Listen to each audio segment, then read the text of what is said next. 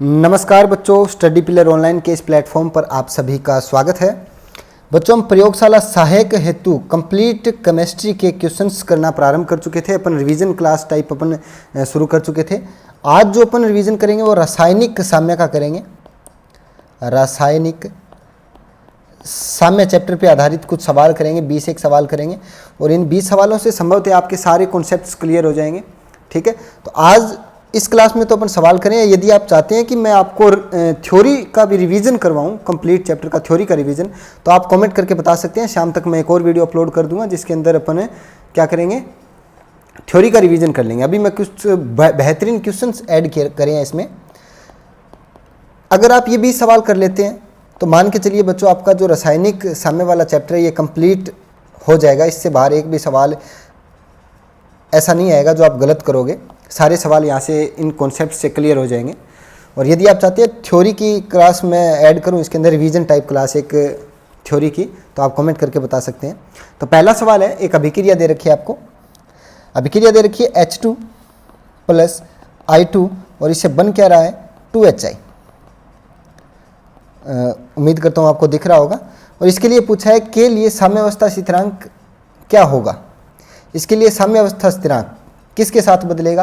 क्या वह कुल दाब के साथ बदलेगा, उत्प्रेरक के साथ बदलेगा, ताप के साथ बदलेगा, या ली गई H2 व I2 की मात्रा के साथ? तो बच्चों, साम्यावस्था स्थिरांक हमेशा किसके कारण बदलता है? केवल और केवल ताप के कारण बदलता है। क्या साम्यावस्था स्थिरांक,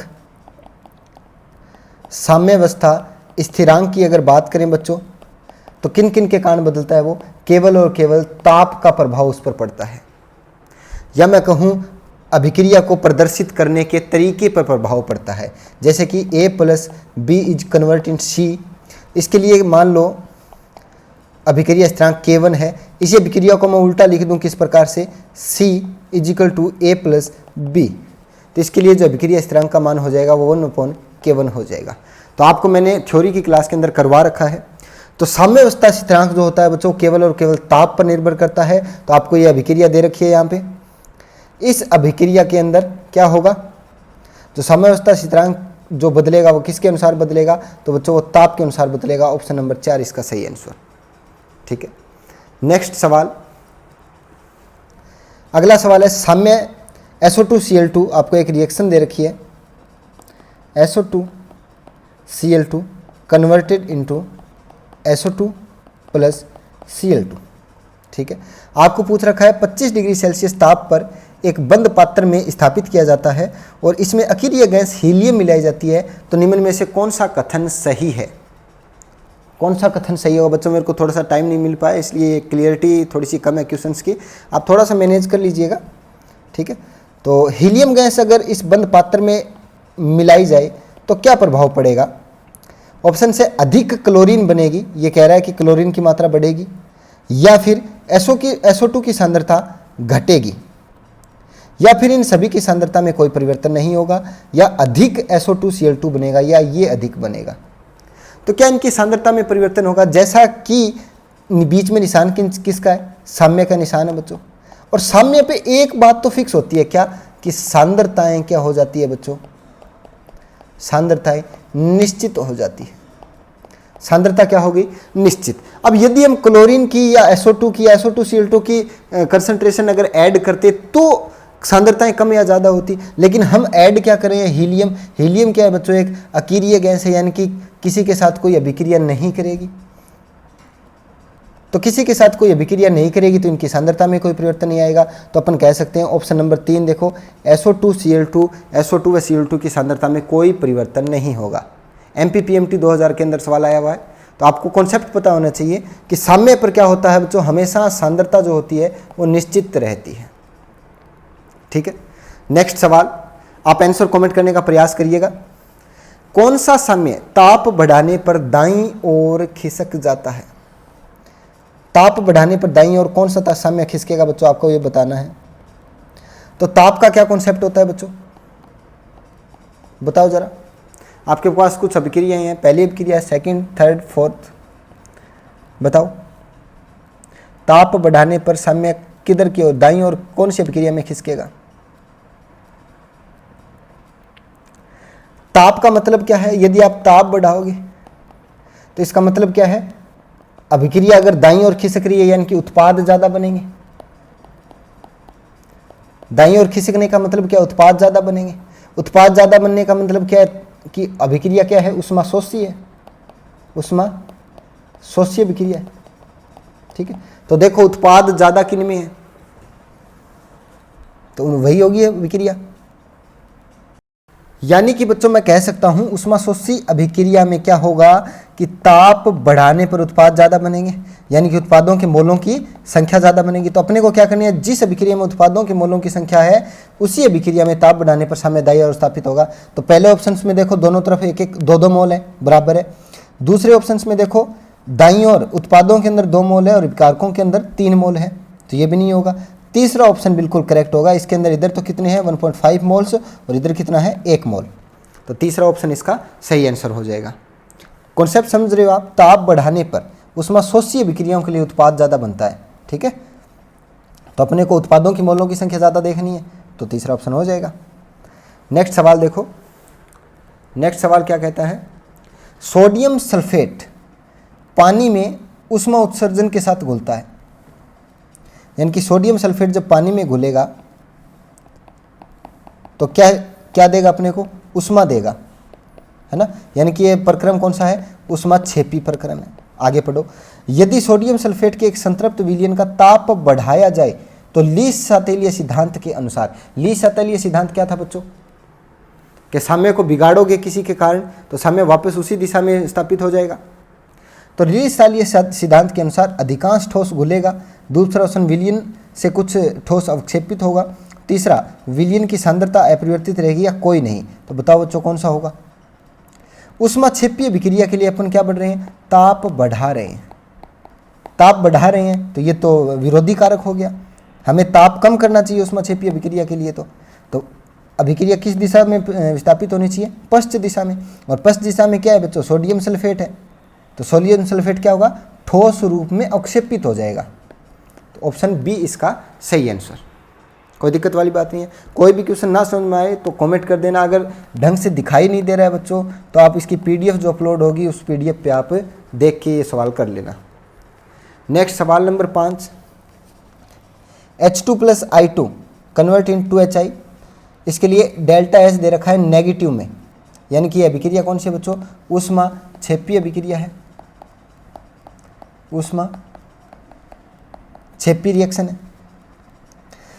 इसके लिए पूछ रहा है ताप बढ़ाने पर, क्या यह अभिक्रिया ताप बढ़ाने पर अनुकूल है, यानी कि उत्पाद हमें मिलेंगे, या दाब बढ़ाने के लिए अनुकूल है, दाब से अप्रभावित है, या ताप से अप्रभावित है बच्चों। तो ऊष्माक्षेपी अभिक्रिया है तो ताप तो हमें बढ़ाना ही नहीं है, क्षेपी के लिए ताप थोड़ी बढ़ाते हैं अपन, तो पहला ऑप्शन गलत हो गया।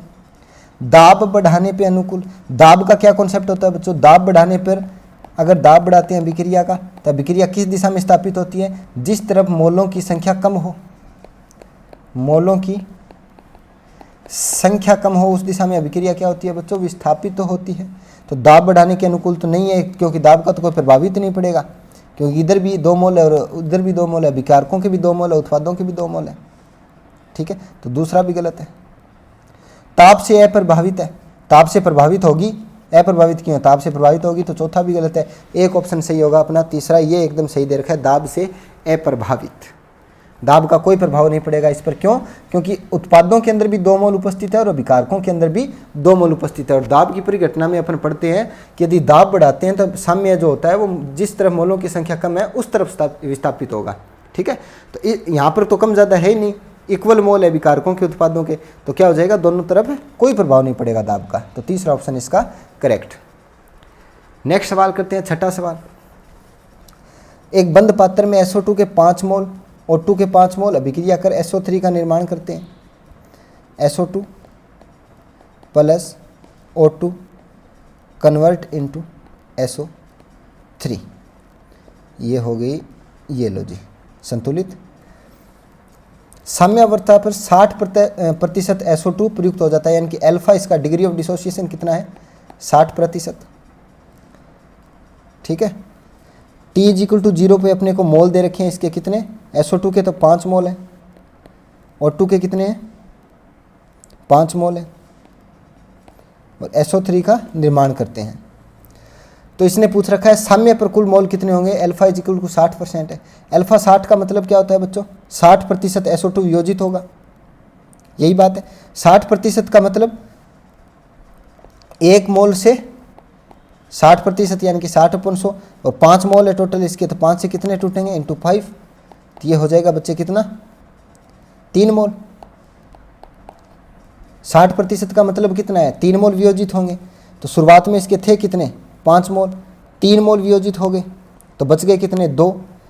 इसके 3 मोल वियोजित होंगे तो इसके कितने होंगे आधे, क्योंकि ये स्टैइकियोमेट्रिक कोफिशिएंट है। इसके 3 मोल वियोजित होंगे तो इसके आधे मोल यानी कि 1.5 मोल वियोजित होंगे, बच जाएंगे कितने 5 - 1.5, और इसके कितने बन जाएंगे 6 मोल। अब यही बात है, अब इनको ऐड कर लो, कितने हो गए टोटल 6 मोल नहीं। SO2 के अगर 3 मोल वियोजित होते हैं तो SO3 के कितने मिलेंगे 3 मोल ही बनेंगे, तो टोटल हो गए 2 मोल यहाँ इसके बच गए, 3.5 मोल इसके बच गए, 3 इसके और 2 ये, टोटल हो गए 3 3 6 तो 8.5 मोल। तो साम्यावस्था पर टोटल मोल कितने होंगे बच्चों 8.5 मोल। ऑप्शन नंबर बी इसका सही आंसर आ जाएगा। समझ चुके हो। SO2 के 1 मोल से SO3 का 1 मोल बनता है, SO2 के 2 मोल से SO3 के 2 मोल, तो SO2 के 3 मोल टूटेंगे तो SO3 के भी 3 मोल बनेंगे। टोटल 5 मोल थे SO2 के, 3 मोल टूट गए, बच गए कितने 2, और SO3 के कितने बन गए 3 बन गए। O2 के कितने बनेंगे, जितने SO2 के टूटेंगे उससे आधे O2 के टूटेंगे। तो इस प्रकार से करना है आपको, ये थ्योरेटिकल क्लास के अंदर मैंने करवा रखा है सारा सिस्टम, ठीक है। अलग अलग 2-3 तरीकों से मैंने आपको बताया हुआ है ये, ठीक है। तो क्वेश्चन नंबर 6 का आंसर आ जाएगा साम्यावस्था पर टोटल मोल कितने होंगे 8.5। नेक्स्ट सवाल करते हैं, निम्न में से गैसीय साम्य के लिए Kp व Kc, Kp का मान Kc से कम है, Kp Kc का संबंध होना चाहिए आपको पता। Kp इज इक्वल टू क्या होता है Kc RT की पावर डेल्टा n। हमें पूछा है क्या Kp का मान कम है, Kp का मान कम चाहिए अपने को Kc से, तो डेल्टा n देखो ऋणात्मक आना चाहिए। इसका मतलब क्या है डेल्टा n होना चाहिए ऋणात्मक। डेल्टा n ऋणात्मक का मतलब क्या है उत्पादों के मोल माइनस अभिकारकों के मोल, ये माइनस में आने चाहिए, यानी कि उत्पादों के मोल अपने को क्या चाहिए कम, अभिकारकों के मोल चाहिए ज़्यादा। तो ऐसी एक ही अभिक्रिया देखो, अभिक्रिया नंबर 3 देखो, 2SO2 + O2 के अंदर अभिकारकों के मोल तो है 3 और 2SO3 के मोल बन रहे हैं, तो उत्पादों के मोल है 2, यानी कि 2 - 3 करेंगे तो कितना आ जाएगा -1। तो इसका उत्तर कौन सा आ जाएगा, ऑप्शन नंबर 3 समीकरण आ जाएगी। Kp Kc का जो रिलेशन है मैंने आपको क्लास के अंदर करवा रखा है, इस पर बेस्ड मैंने क्लास में सवाल भी करा रखे हैं थ्योरेटिकल, तो वो सारे सवाल आप कर लेना। अगर फिर भी ये सवाल समझ में नहीं आए तो आप मेरे को कमेंट करके बता देना, मैं एक बार थ्योरी का भी एक फास्ट रिवीजन 20-25 मिनट की एक वीडियो बना के आपके लिए अपलोड कर दूंगा, जिसके अंदर कंप्लीट रासायनिक जो साम्य होगा उसका थ्योरेटिकल पार्ट का पूरा रिवीजन हो जाएगा, ठीक है। नेक्स्ट सवाल देखो, नेक्स्ट सवाल है यदि NH3 निर्माण के लिए साम्यावस्था स्थिरांक Kc है तो समान ताप पर अमोनिया के वियोजन का साम्य स्थिरांक क्या होगा। NH3 निर्माण के लिए कैसा होता है बच्चों, N2 + H2 मान लो NH3 बना रहा है, ठीक है। इसके लिए साम्यावस्था स्थिरांक क्या है Kc है, ठीक है। तो अमोनिया का वियोजन होगा तो वापस क्या होगा NH3 से टूटेगा N2 + H2।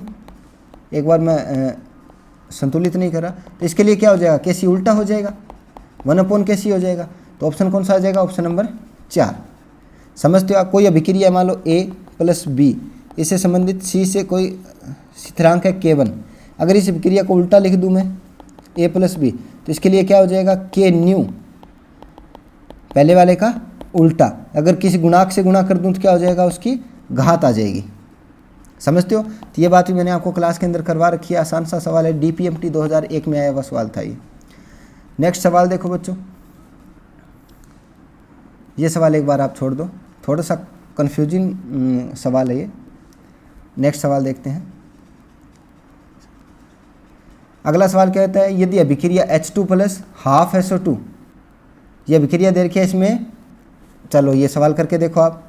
इसके लिए K1 K2 दे रखे हैं आपको और एक फाइनल अभिक्रिया दे रखी है, इसलिए साम्यावस्था स्थिरांक निकालना है इसके लिए। तो पहले अभिक्रिया क्या दे रखी है बताओ ज़रा, जिन बच्चों को आता है वो कमेंट करो, बाकियों को समझा देता हूँ। अभिक्रिया दे रखी है H2 + ½ H2H2S, इसके लिए K1 दे रखा है, H2 प्लस Br2, इसके लिए दे रखा है बच्चों 2HBr, इसके लिए दे रखा है K2 साम्य स्थिरांक। फाइनल जो अभिक्रिया है वो आपको पूछी है Br2 प्लस H2S, इसके लिए आपको पूछ रखा है साम्य स्थिरांक क्या होगा, हाफ H2, तो इसके लिए पूछ रखा है। अब कर क्या रखा है, देखो इसके अंदर जो एक नंबर अभिक्रिया है अपनी, इसको पलट दो, पलट दोगे तो क्या हो जाएगा, ठीक उल्टा हो जाएगा कि नहीं। इसको पलट दिया तो इसका जो साम्य स्थिरांक क्या हो जाएगा, 1/K1, बाकी सारा सेम है। पलटने के बाद H2S से H2S चला जाएगा, ओ H2 से H2 चला जाएगा, ठीक है, कोई दिक्कत वाली बात नहीं है।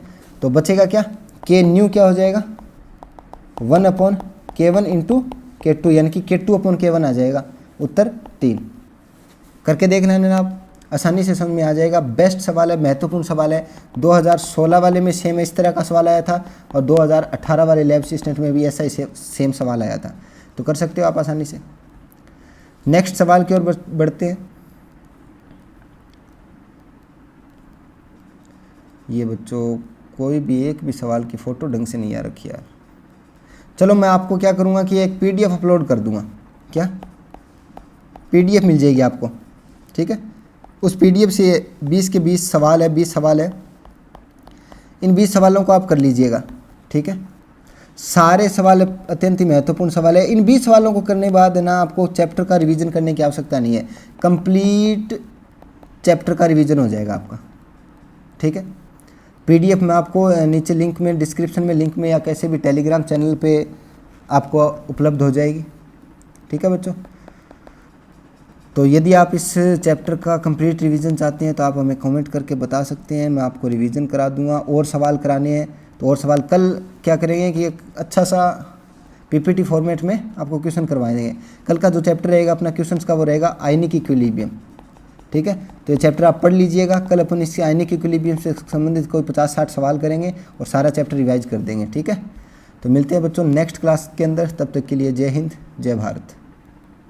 इस क्लास का PDF मिल जाएगा आपको, ठीक है। ये थोड़े सवाल साफ तरीके से नहीं आए, ठीक है, काफ़ी सारे सवाल ऐड करे थे लेकिन थोड़े अच्छे नहीं दिख रहे हैं।